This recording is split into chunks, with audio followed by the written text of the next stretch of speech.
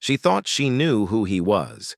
For years, she carried a heavy hatred toward the black man she saw every day, never speaking to him, never giving him a chance, convinced he was the enemy. But one unexpected moment would turn her world upside down. A single act of kindness from the very man she despised would challenge everything she believed. What happened next is a story of hate, redemption, and the shocking power of humanity. Stay with me until the end, because the way this story unfolds will leave you questioning everything you thought you knew. Margaret had always lived in the same quiet neighborhood, where familiar faces passed by each morning and evening. Among them was a man she could never bring herself to look at without judgment. He was tall, calm, and carried himself with quiet dignity. Yet in her mind he represented something she couldn't accept. Stories she had heard, assumptions she had made, and years of whispered prejudice had built an invisible wall between them. Every time she saw him, the hatred grew, even though he had never spoken a single harsh word to her. To her friends, Margaret seemed kind and ordinary, but deep inside, she held on to a silent bitterness that colored the way she saw the world.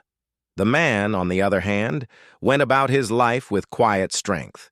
He greeted neighbors, carried groceries for the elderly, and walked to work each morning with a steady rhythm. Still, none of this mattered to Margaret, because she never looked beyond her own beliefs. Day after day, this unspoken distance shaped their lives. They were two people sharing the same space, but living in separate worlds. Margaret believed she was protecting herself from someone she thought she understood. But in truth, she was closing herself off from a reality that would one day confront her in the most unexpected way. And as life often does, it would take just one sudden event, ordinary to everyone else but extraordinary for her, to break down the years of silent hate and force her to face a truth she had long ignored. The man, whose name was David, lived only a few houses away.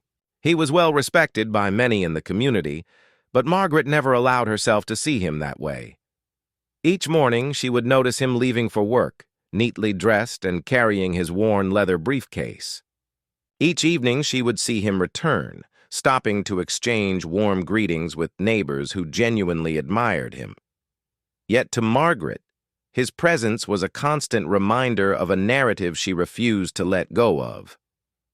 Her dislike grew with every passing year. She began avoiding paths where she might cross him. If she happened to walk past while he was helping an elderly neighbor, she would quicken her pace, pretending not to notice. To anyone else, her actions seemed insignificant. But inside, Margaret carried a heavy bitterness that was slowly shaping the way she viewed not just David, but the world around her. David, on the other hand, remained steady and kind. When children played too close to the street, he would gently guide them back to safety. When storms hit the neighborhood, he offered help repairing fences and clearing debris. He was never one to seek attention, and perhaps that made Margaret's prejudice even harder to justify, though she never admitted it to herself. Then came the day when everything began to change. It started with a crisis that seemed small at first. Margaret was leaving the grocery store late one afternoon when she tripped on a cracked section of pavement. Her bags tore open, sending cans, bread, and fruit rolling across the parking lot. Struggling to steady herself, she felt the sting of embarrassment as other shoppers hurried past, pretending not to see. But David saw. Without hesitation, he rushed to her side.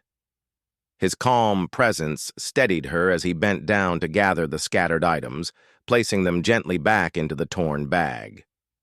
Margaret's heart raced. Not from the fall, but from the shock of realizing who was helping her. The very man she had avoided for years was now the only one offering kindness. In that moment, something shifted inside her. The years of silent hate clashed violently with the undeniable truth of his actions. David didn't hesitate, didn't question, and didn't let her prejudice stop him from being human. Margaret, however, found herself frozen, caught between the weight of her old beliefs and the undeniable reality of his kindness. What happened next would not only challenge her view of him, but force her to question everything she had built her life around. Margaret could not sleep that night. Every time she closed her eyes, she saw David kneeling on the pavement, gathering her spilled groceries with a gentleness she could not reconcile with the man she had built in her imagination. For years, she had painted him in dark colors, cold, untrustworthy, even dangerous. Yet in her moment of need, when others walked by without so much as a glance, he was the one who stopped. The memory gnawed at her. She wanted to dismiss it, to convince herself it was nothing more than a simple act of courtesy.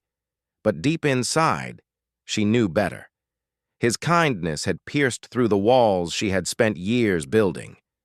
And now, for the first time, she was forced to see him not as a symbol of her prejudice, but as a human being. Days passed, but the feeling only grew stronger. Each time she saw him helping a neighbor or walking quietly with his briefcase, the weight of her shame pressed heavier on her chest.